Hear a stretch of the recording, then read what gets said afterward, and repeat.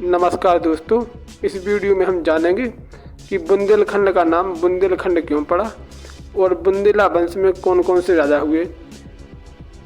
बुंदेलखंड के इतिहास में सबसे ज़्यादा योगदान वीर बुंदेलों का मिलता है, इसलिए बुंदेलखंड को बुंदेलों की भूमि कहा जाता है। अब आखिर बुंदेला कौन थे, इनका इतिहास क्या है और बुंदेलखंड में इनका कितना महत्व है, तो इस वीडियो में हम जानेंगे। काशी के शासक मणिका गढ़वाल थे, जिनको एक रानी से 4 पुत्र हुए थे और दूसरी रानी से 5वां पुत्र हुआ था, जिसका नाम पंचम सिंह रखा गया। जब राज्य का बंटवारा हुआ तो पंचम सिंह को राज्य नहीं मिला। कहा जाता है कि पंचम सिंह देवी का बड़ा भक्त था। वह विंध्यवासिनी देवी के शरण में गया और अपना शीश काटकर माता को बलि देने लगा, लेकिन देवी ने उसे रोक लिया। उसकी गर्दन पर तलवार रखने से उसकी खून की 5 बूंदें गिर गईं। इसी कारण भी उसे पंचम सिंह बुंदेला कहा गया।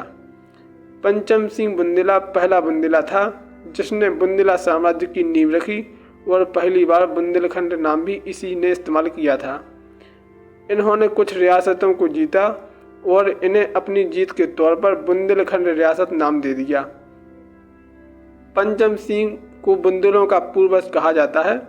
पंचम सिंह के पुत्र वीरभद्र हुए, जिन्होंने महोबा को अपनी राजधानी बनाया और उसका विस्तार किया। वीरभद्र के पुत्र कर्णपाल बुंदेला हुए और उनके बाद अनेक वंशज हुए, लेकिन किसी ने कुछ खास काम नहीं किया। इनके अंतिम युग बुंदेला शासक हुए रुद्र प्रताप सिंह बुंदेला, जिन्होंने ओरछा नगर बसाया और ओरछा किला और महल बनवाए। इनके बाद मधुकर शाह बुंदेला ओरछा के राजा बने। मधुकर शाह की ही पत्नी गणेश कुंवरी थी, जो अयोध्या से राम राजा सरकार को ओरछा लेकर आई थीं, जो आज भी राम राजा सरकार के रूप में ओरछा में विराजमान हैं। मधुकर शाह बड़े ही पराक्रमी और वीर बुंदेला हुए, जिनके सामने अकबर भी नवमस्तक था। मधुकर शाह के 8 पुत्र थे, जिनमें सबसे छोटा था वीर सिंह देव बुंदेला, जिसने अकबर के पुत्र सलीम की मदद अबुल फजल को मारने में की थी। सलीम ने वीर सिंह देव बुंदेला को स्वतंत्र रियासत दे दी और वीर सिंह देव बुंदेला स्वतंत्र रूप से ओरछा पर शासन करने लगे। वीर सिंह जू देव ने ही मथुरा के केशव देव मंदिर को बनवाया।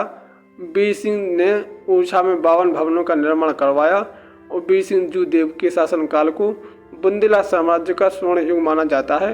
वह इतने न्यायप्रिय थे कि उन्होंने अपने ही बेटे को भरे दरबार में शिकारी कुत्तों से मरवा डाला था, क्योंकि उनके बेटे ने एक साधु के बेटे को शिकारी कुत्तों से मरवा डाला था। उनके पुत्र जुझार सिंह हुए।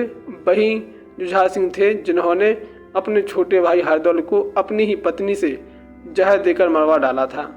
हरदौल की कथा आज भी बुंदेलखंड के घर घर में सुनाई जाती है और इन्हें बुंदेलखंड का मामा कहा जाता है।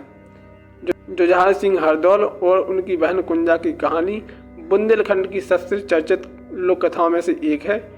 जुझार सिंह ने जो पाप किया उसकी सबसे बड़ी सजा उसे मिली, क्योंकि शाहजहां की सेना ने जब ओरछा पर आक्रमण किया, जुझार सिंह अपने पुत्र के साथ जंगल भाग गया था। वहां गोंडों ने उसे मार डाला और उनके सर काटकर शाहजहां को भेंट किए। शाहजहां ने उनके कटे हुए सरों को सियोहर नगर के दरवाजे पर टांग दिया था। ओरछा के राजकुमार और स्त्रियों को कई प्रकार की यातनाएं दी गईं। जुझार सिंह के बाद उनका एक और भाई देवी सिंह शासक बना, लेकिन उसका शासनकाल ज़्यादा नहीं चल सका। कई बुंदेली शासक हुए जिन्होंने शासन किया, लेकिन कोई भी योग्य शासक नहीं हुआ जो बुंदेली साम्राज्य को संभाल सके। और इसके बाद एक शासक हुए जिनका नाम था भगवान दास बुंदेला। बुंदेला के पुत्र हुए चंपतराय बुंदेला। वे एक बड़े वीर और साहसी बुंदेला हुए जो छापामार युद्ध में पारंगत थी। उन्होंने एक बार फिर बुंदेलों को संगठित किया और सेना बनाई और बुंदेलखंड का विस्तार किया, लेकिन विश्वासघात के कारण उन्हें मुगल सैनिकों ने घेर लिया। बंदी बनने से उन्होंने मर जाना बेहतर समझा और अपनी पत्नी लाल कुंवर के साथ उन्होंने आत्महत्या कर ली।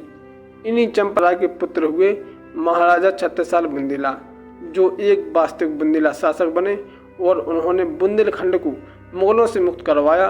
वह इतने वीर और पराक्रमी थे कि उन्होंने केवल 5 घुड़सवारों और 25 पैदल सैनिकों के साथ मुगलों से जंग छिड़ दी। उनके लिए कहा जाता है कि इत यमुना उत नर्मदा इत चंबर उत टोंस, 36 साल से लड़ने की रही न काहू होश। 36 साल को ही बुंदेला शासक माना जाता है। कहा जाता है कि इनके बाद बुंदेला साम्राज्य का लगभग अंत हो गया और बुंदेलखंड रियासतों और जागीरों में बढ़ता गया। की कहानी जिन्होंने बुंदेलखंड का विस्तार किया था। आशा है कि आपको वीडियो पसंद आया होगा। अगर आपको वीडियो पसंद आया है तो इसे लाइक कीजिए और कमेंट कीजिए और हमारे चैनल को जरूर सब्सक्राइब कीजिए। धन्यवाद।